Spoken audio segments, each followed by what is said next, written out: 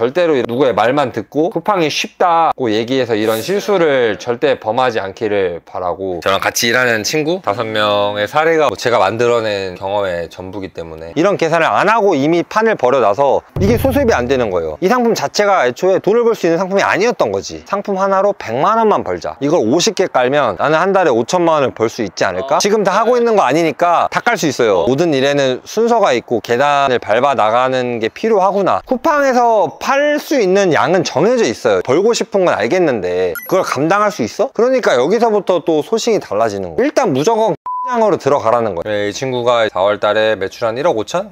상품은 한 3가지밖에 없다. 얘 친구도 1억 나왔으니까 30%면은 3천 나오는 거고, 친구도 보면은 여기 한 3천에 한 30% 하면 한 1천 좀 안 될 거예요. 그거 아실란가 모르겠는데 이제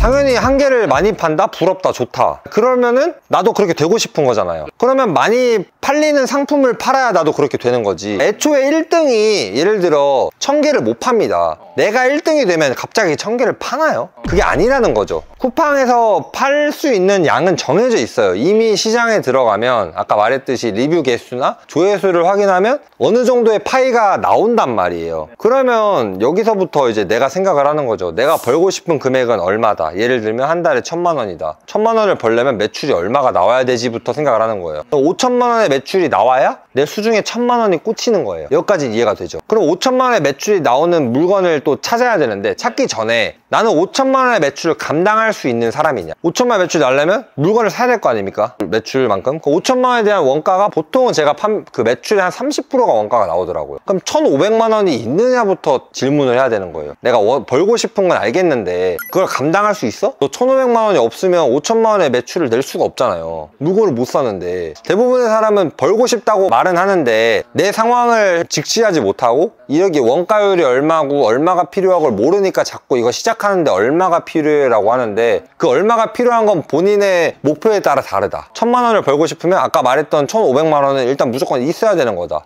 근데 없다. 나 500만 원밖에 없다. 다시 반대로 돌아가야죠. 500만 원이면은 매출을 얼마 낼 수 있는, 아까 제가 보통 30%라고 했으니까 내가 가진 돈의 3배가 보통 내 매출이거든. 1500만 원의 매출이 나는 거예요. 근데 마진은 20%니까 얼마 버는 거죠? 300만 원. 그러니까 나는 돈이 없으면 300만 원 이상 벌 수 없다는 걸 일단 인지를 해야 돼요. 그 상태로 이제 소싱을 들어가는 거예요. 그러면은 1500만 원의 매출만 내면 되는 상품이라, 내가 만약에 근데 반대로 돈도 좀 여유가 있고 내 목표는 1000만 원이야. 그럼 5천만 원짜리 매출을 나는 상품을 찾아야 될 거 아닙니까? 그러니까 여기서부터 또 소싱이 달라지는 거예요. 이 1500만 원짜리는 사실 어떤 걸 소싱을 해도 이 정도의 매출은 나올 건데, 5천만 원의 매출을 내고 싶으면 누군가 상위 판매자들이 그 이상은 내고 있는 시장이어야 될 거 아닙니까? 근데 이렇게 벌고 싶다고 하면서 이 1500만 원짜리 사람이 찾은 작은 시장에 똑같이 들어간다는 것 자체가 이미 벌 수가 없는 거죠. 그거는 시장 자체가 5천만 원을 감당을 못하는 시장이네. 저는 이런 것들을 그래서 다 좀 재지 말고 그냥 일단 무조건 근데 큰 시장으로 들어가라는 거예요. 내가 만약에 돈이 많이 없어요. 적게 팔면 되잖아요. 적게 팔면 돼요. 만약에 생각보다 너무 잘 팔려. 그럼 판매가를 올려서 마진을 더 확보하고 개수를 줄여 팔면 돼요. 50개씩 나가던 거를 20개로 줄이면 됩니다. 그래서 조금 더 돈을 많이 벌면서 모으면서 또 상품을 사고 이런 식으로 가면 되는 거고, 오히려 반대로 돈이 좀 여유가 있는 사람들은 똑같이 그냥 큰 시장 들어가서 그냥 많이 팔면 돼요. 그런 사람들 마진을 좀 덜 남기더라도 많이 파는 게 결국엔 더 도움이 되거든요. 그래서 큰 시장으로 가면 내가 조율할 수 있다. 용의 머리냐 몸통이냐 꼴이냐는 내가 가격만 바꾸면 조절이 되기 때문에 잘 팔리고 있으면 그렇게 조절을 하시면 될 것 같다. 사고나 생각을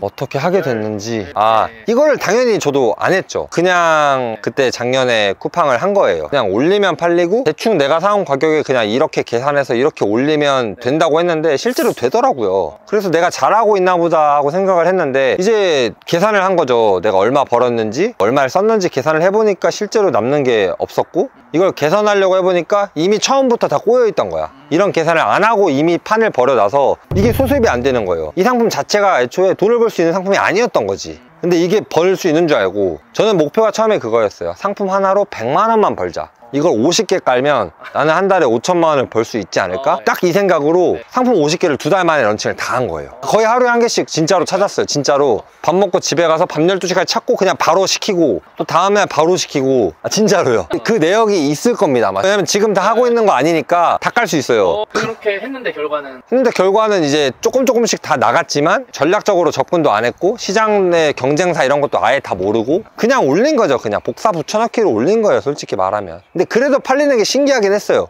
쿠팡이 이래도 팔리네? 근데 결국에 돈 버는 건 없고 반품 미친 듯이 들어오고 품질 이상하고 관리 하나도 50개 다 안 되고 그냥 싹 다 그때 버렸다고 표현하긴 뭐하지만 기부한 영수증도 있는데 3천만 원 영수증 있어요. 그것도 보여드릴게요. 여기 창고에 50개 상품이 다 그 먼지가 쌓여 있는 걸 보면서 진짜 좀 힘들어가지고 다 버렸습니다. 다 버리고 빼고 나 다시 시작한다. 이거 이렇게 하면 안 된다. 모든 일에는 순서가 있고 계단을 밟아 나가는 게 필요하구나. 내가 또 한 방을 노리고 있었구나. 그때부터 그런 생각을 했습니다. 해서 저만의 깨달은. 어떤 분 오더니 아니 왜 이렇게 유튜브랑 달라요? 그래서 뭐가요? 이러니까 거기서는 막 너무 세게 얘기하고 싸나운 느낌이 세서 나는 그런 분인 줄 알고 솔직히 왔는데 보니까 완전 순둥순둥하시고 설명도 잘해주셔서 컨셉이냐 일부러 어그로 끌려고 그러신 거예요. 그래서 그건 또 아닌데 사장님 그냥 원래 전데요. 처음 시작했을 때 보면 이 기부 날짜가 24년 5월 29일이죠. 제가 이때 24년 아마 한 1월쯤 이 사무실에 와가지고 막 이것저것 물건 한 50가지? 정도를 한 1억 원어치를 샀습니다. 근데 팔다가 도저히 안 팔리고 꼴도 보기 싫은 상품들 식탁보 외 약 16종을 기부를 하게 됩니다. 네, 이걸 버리려고 하다가 또 유튜브를 보다가 이런 방법으로 기부를 하면 뭐 이런 영수증도 받을 수 있고 이게 또 일부가 뭐 비용 처리가 된다고 하더라고요. 버리는 것보다는 이게 나았고 또 여기 가면 좋은 분들한테 이게 뭐 나눔이라든지 알뜰 상품으로 판매가 된다고 해서 이제 2024년 제가 말씀드렸던 1월부터 1월 4일날 이제 발주를 한 건데 1월 4일날 지금 이제 주문을 지금 이제 미친 듯이 하죠. 이거는 이제 무슨 롤로 된 인테리어 용품 같은데 9일날 뭐 시킵니다. 캐리어를 막 10개씩 막 미친 듯이 사죠. 캐리어도 팔려고 캐리어 커버를 또 삽니다. 종류가 한 100개 될 거예요. 보시면 하루 이틀 간격으로 계속 삽니다. 접이식 침대를 19일날 또 50개를 또 삽니다. 네, 이런 침대를 또 사게 되고 거울을 300개를 사고요. 이게 다 제 물건이거든요. 계속 사요. 그냥 진짜 말씀드린 대로 이 개수도 다 나오잖아요. 하루에 하나씩 소싱을 해서 2, 3일 간격으로 그걸 몰아서 계속 사는 거예요. 사는 것 자체가 문제가 됐다기보다 어떻게 팔지에 대한 계획도 없었고 팔기 전에 충분한 샘플링도 하지 않았고 그 두 가지가 가장 문제였다고 생각을 합니다. 그 두 가지를 해서 한다면 뭐 매일 하나를 해서도 상관은 없는데 그런 준비를 하면 하루에 한 개를 절대 소싱할 수가 없어요. 한 달에 하나도 사실 쉽지 않습니다. 절대로 이렇게 뭐 누구의 말만 듣고 쿠팡이 쉽다고 얘기해서 이런 실수를 절대 범하지 않기를 바라고 절대 스큐가 많다고 돈을 버는 게 아니다. 스큐는 오히려 적을수록 좋다. 왜냐? 상품이 적을수록 내가 한 가지 집중할 수 있기 때문에.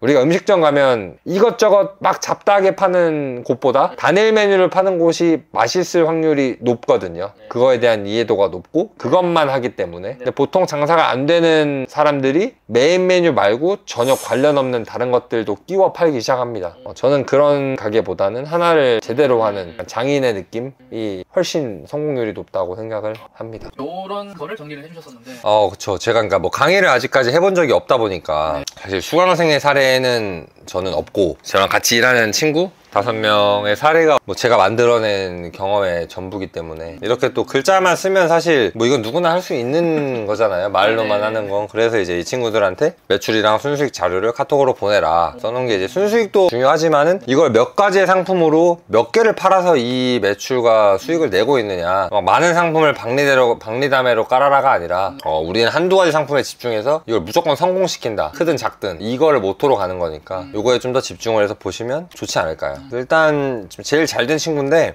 이 친구가 이제 4월 달에 매출 한 1억 5천? 세미가 3천 이상 나왔더라고요. 이 친구도 한 20% 좀 넘어요. 판매량이 사실 이거는 많진 않아요. 왜냐면 이 친구가 개인 사업자에서 지금 법인 사업자로 아이템을 넘기고 있어서 지금 데이터가 좀 찢어져서 상품은 한 3가지밖에 없다. 두 번째가 제 지금 옆에 있는 친구인 것 같아요. 4월 달에 매출이 한 5천 나와서 순수익 1,000만 원 이상 지금 나오고 있고 보니까 요 이익금 나오는 거 있잖아요. 네. 통상 보니까 이거의 한 30% 정도가 약간 순이익이더라고요, 저희 기준. 얘 친구도 지금 1억 나왔으니까 30%면은 3천 나오는 거고. 통상 보니까 그래요. 원가는 다 다르긴 하지만 이 친구는 이렇게 지금 이제 상품 하나 3,000개, 얘는 1,000개 이렇게 두 개만 하고 있고요. 이 친구는 이제 네, 8개월 차 됐는데 매출이 한 3천? 순수익 500 이상이라 적어놨는데 이 친구도 보면은 여기 한 3천에 한 30% 하면 한 1,000 좀 안 될 거예요. 네, 근데 뭐 대충 한 500에서 1,000 나온다 이렇게 보시면 되고 하나 이렇게 잘 하나에. 팔고 있죠. 네. 네. 다들 상품이 3개 네, 뭐 몇 개 안 돼요. 온지 뭐 몇 달 안 됐으니까 당연히. 저희는 하나 런칭하는데 보통 2~3달 걸리고 돈도 사실 꽤 들어가기 때문에 많은 걸 할래 할 수가 없어요. 하나 하는데도 수천만 원이 들어가기 때문에. 마지막 개인 사업자 거 뭐 대표적으로 한 3개 팔고 있고 법인 사업자 거도 뭐 이거밖에 안 되고 뭐 그렇습니다. 그리고 그거 꼭 확인하셔야 돼요. 뭐 매출은 매출에서 여기 할인 쿠폰 비용 뺀 거가 실제 매출이고요.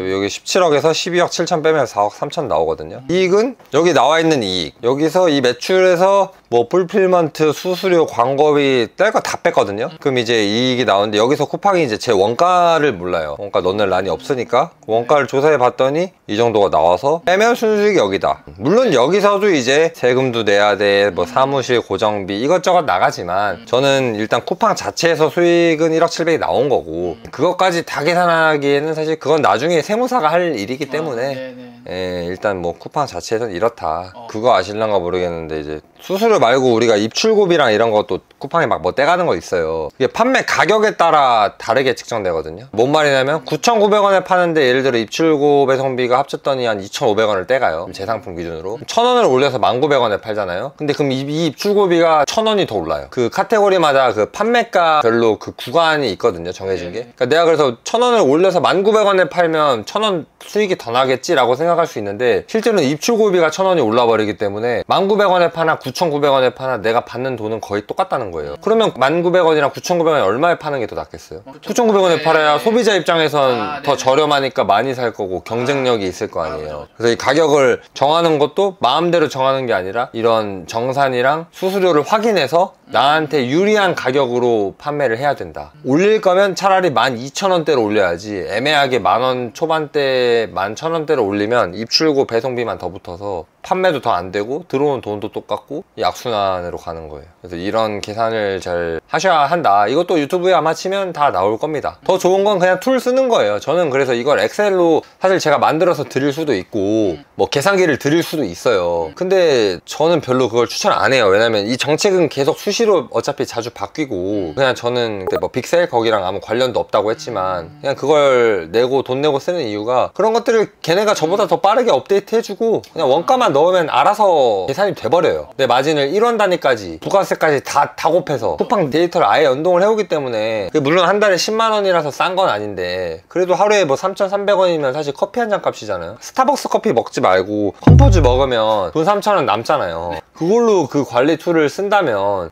한치 오차도 없고 빠르고 정확하고 저는 그게 그런 걸 쓰는 게 1인 사업가들이 맞지 않나? 그래서 나온 게 아닐까 세상에. 편해요. 편하고 정확하고. 여기 앉으면 될까요?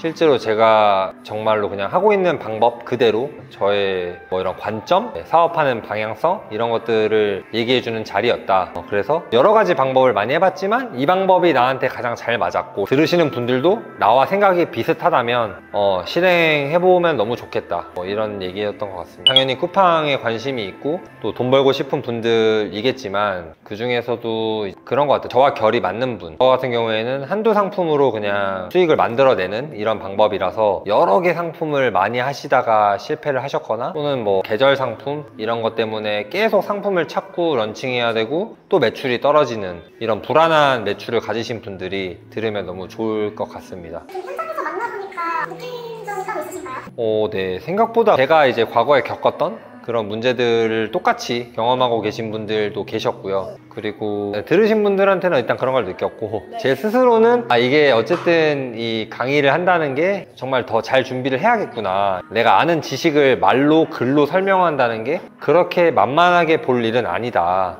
그런 걸 더 많이 느껴가지고 준비를 더 잘하고 잘 이해가 될 수 있게끔 생각을 좀 많이 해보려고요, 오늘. 실제로 또 이제 잘못 알려줘서 실패를 하는 경우도 있고요. 또는 이제 자기 스타일과 맞지 않는데 그걸 억지로 하다 보면 사실 결국엔 자기 스타일대로 하게 되거든요. 그래서 이 강의의 내용도 중요하고 본인의 의지도 다 중요하고, 하지만 또 강사와의 결이 맞느냐도 저는 중요하다고 생각을 합니다. 저희랑 결이 맞는 사람들이란 건 어떤 사람들인가요? 일단 1번은 당연히 돈 욕심이 좀 있어야 되고요. 있어야 스스로 움직이기 때문에. 그리고 2번은 단발성으로 말고 좀 꾸준히 장기적으로, 제가 그걸 제일 못했었거든요. 그래서 뭐 안정적이라는 표현은 좀 그렇지만 장기적으로 이 사업을 정말 좀 하고 싶고 하나를 좀 안착을 시켜서 스트레스 안 받고 꾸준히 나오게끔 하고 싶은 분들. 마지막으로 저희 이제 구독자분들한테 하고 싶은 말. 지금까지는 그냥 제 좀 그냥 인생? 약간 어떻게 보면 뜬구름 잡는 얘기일 수도 있을 것 같아요. 좀 그런 것들에 대해서 하나의 주제를 가지고 좀 제 생각들을 자주 좀 말을 할 예정이고, 뭔가 엄청난 그러니까 기술이나 이런 스킬이 있었다면 제가 감추는 게 맞는 건데 사실 그런 건